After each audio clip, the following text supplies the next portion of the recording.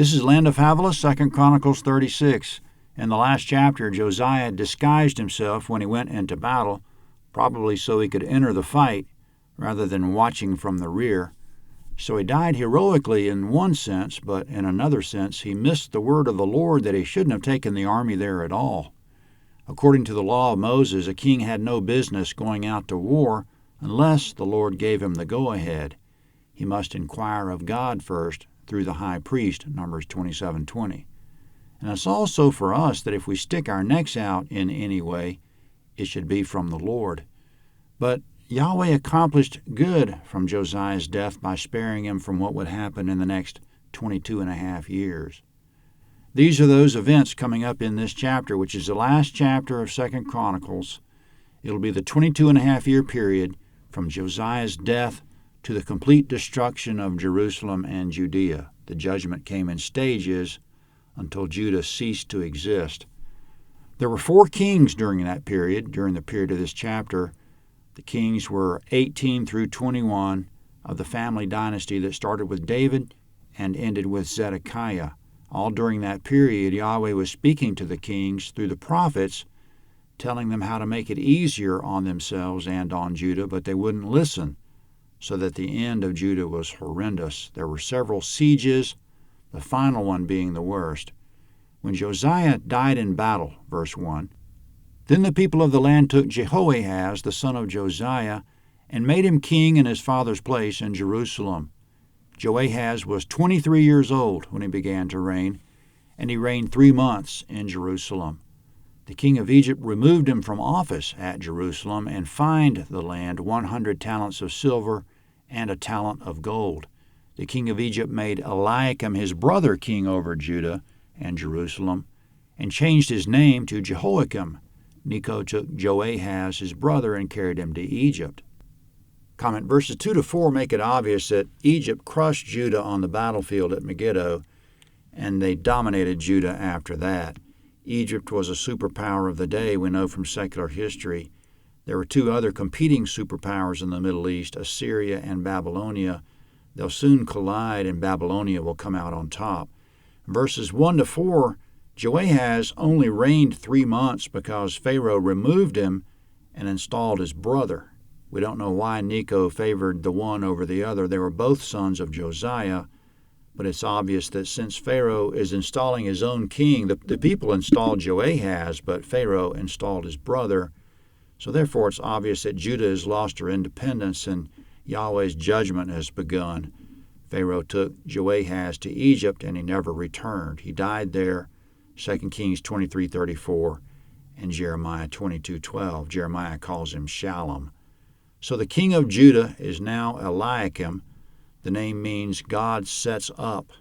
Necho changed his name to Jehoiakim, meaning Yahweh raises up, which is basically the same thing except that it shows Pharaoh's in charge. If Pharaoh can change the king's name, it's obvious to great and small in Judah that the king of Judah is just a puppet and subservient to Pharaoh.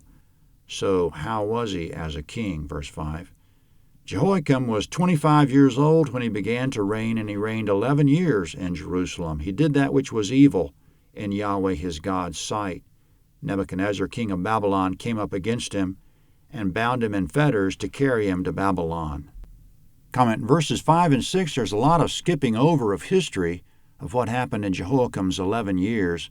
We know lots more about Jehoiakim's reign from other parts of the Bible and from secular history. During Jehoiakim's time, Babylonia arose to preeminence in the region. They defeated the Assyrians decisively at Haran and the Egyptians decisively at Carchemish, so that then they were free to come to Judah and do whatever they wanted, Judah and the surrounding nations.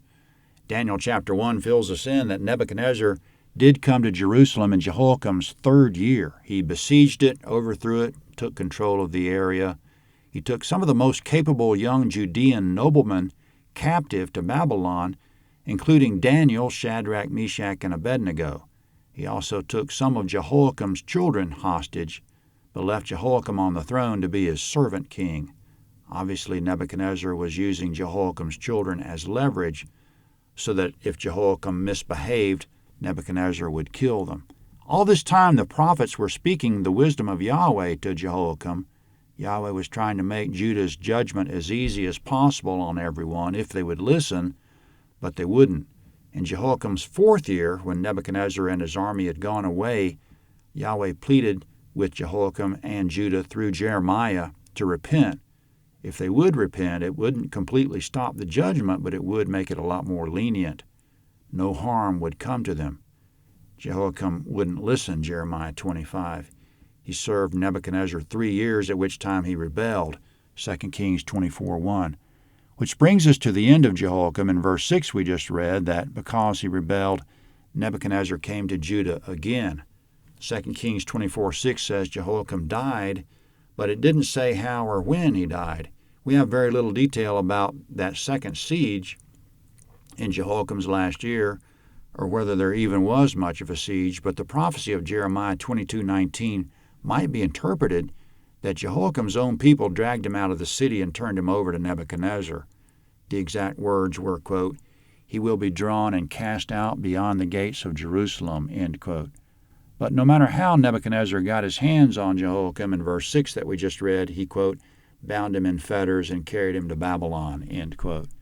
2 Kings 24:6 seems to contradict this on first reading, that Jehoiakim died and his son took his place.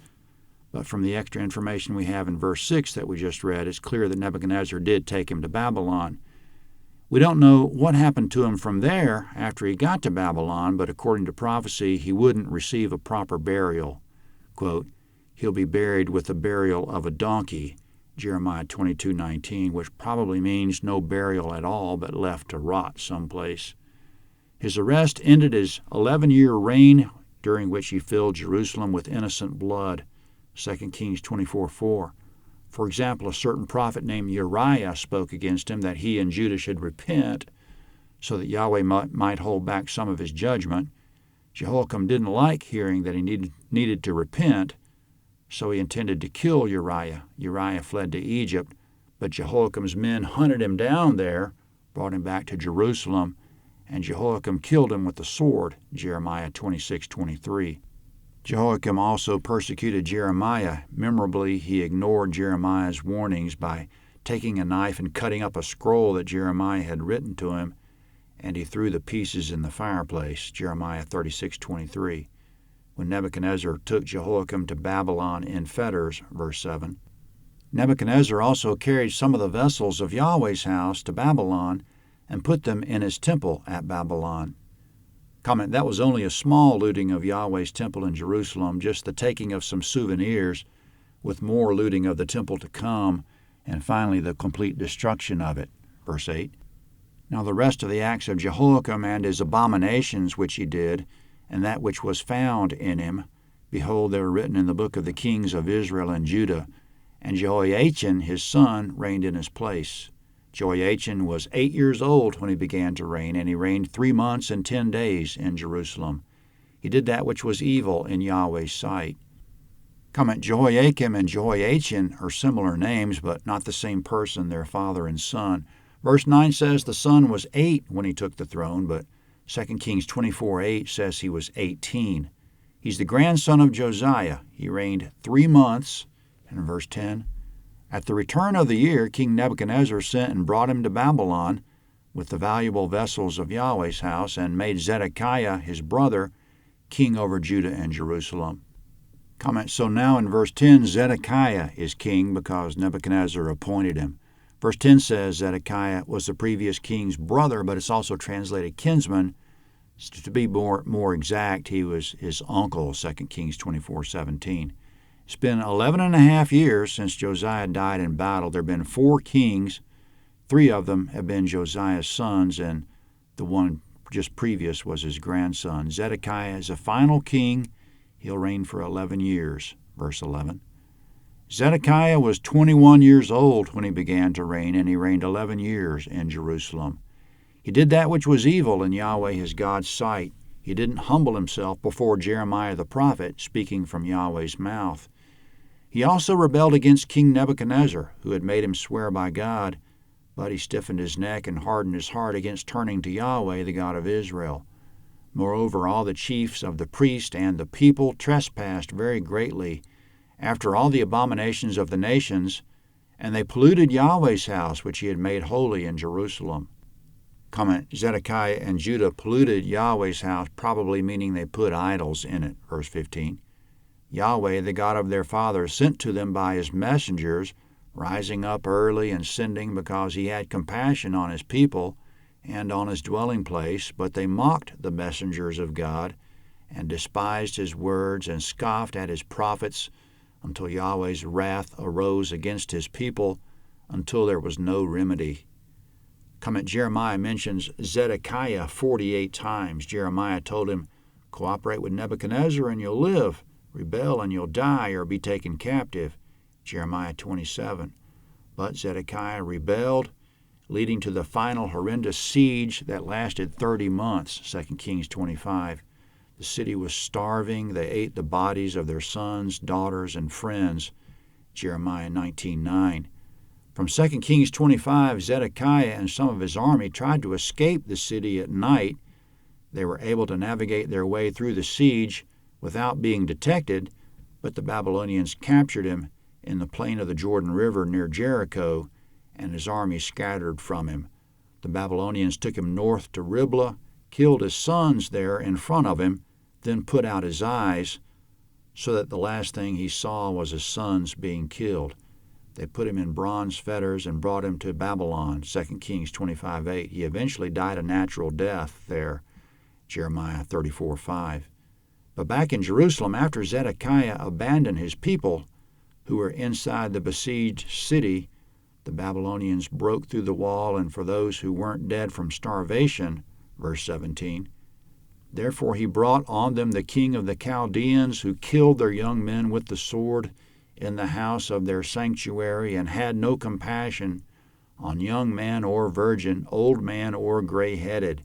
He gave them all into his hand, all the vessels of God's house, great and small, and the treasures of Yahweh's house, and the treasures of the king and of his princes, all these he brought to Babylon.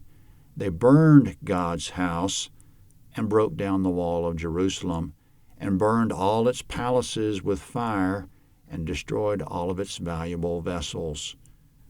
Comment, this was all because Zedekiah rebelled and wouldn't surrender, which cost Nebuchadnezzar the time and expense of conducting a prolonged siege. Of course, Nebuchadnezzar couldn't afford for all the little kingdoms in his domain to rebel like that, so when he broke through, he made an example of them. In all this, Yahweh said Nebuchadnezzar was his servant because he was using him to deal out judgment, Jeremiah 25:9. In verse 17, Nebuchadnezzar's army came in Jerusalem swinging their swords. Of course, the rank-and-file soldiers were frustrated, wasting almost 3 years of their lives camping outside Jerusalem, doing nothing, laying siege, so that when they finally broke through the wall, it was with a vengeance.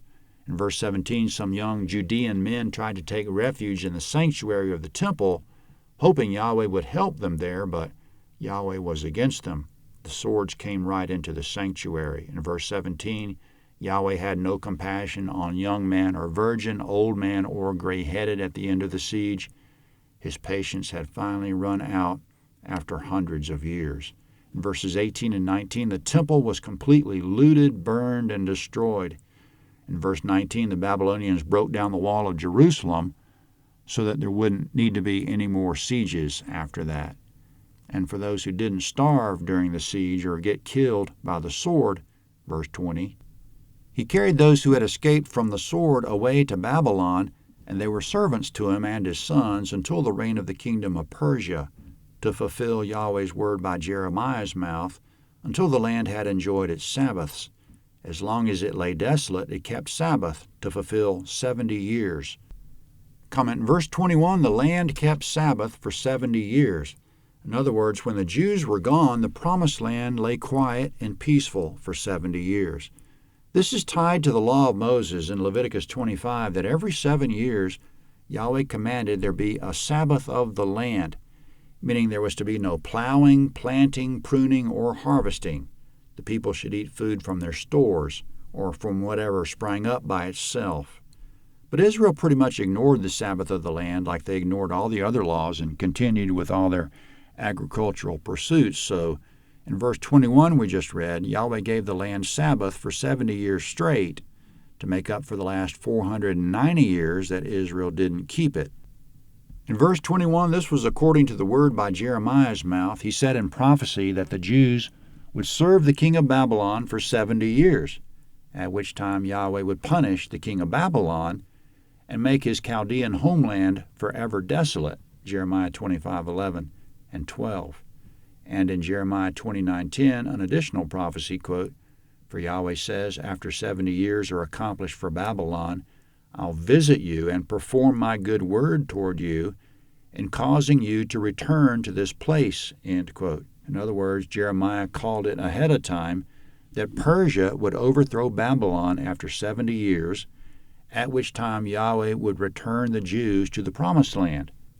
It was a most unlikely prophecy that after 70 years a nation taken captive 900 miles away would return to their homeland again, and further that the return would coincide, and who could have predicted or guessed this, that the return would coincide with a Persian conquest of Babylonia.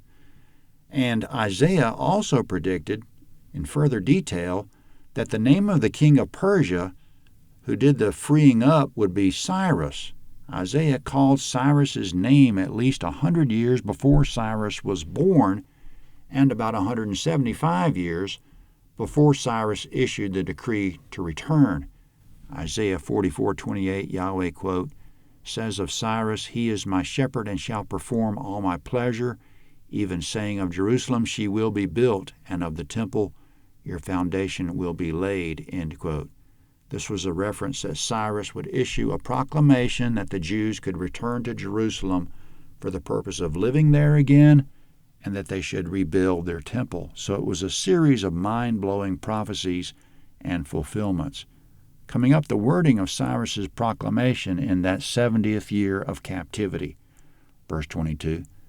Now in the first year of Cyrus, king of Persia, that Yahweh's word by the mouth of Jeremiah might be accomplished, Yahweh stirred up the spirit of Cyrus, king of Persia, so that he made a proclamation throughout all his kingdom, and put it also in writing, saying, "Thus says Cyrus, king of Persia, Yahweh, the God of heaven, has given all the kingdoms of the earth to me, and he has commanded me to build him a house in Jerusalem, which is in Judah.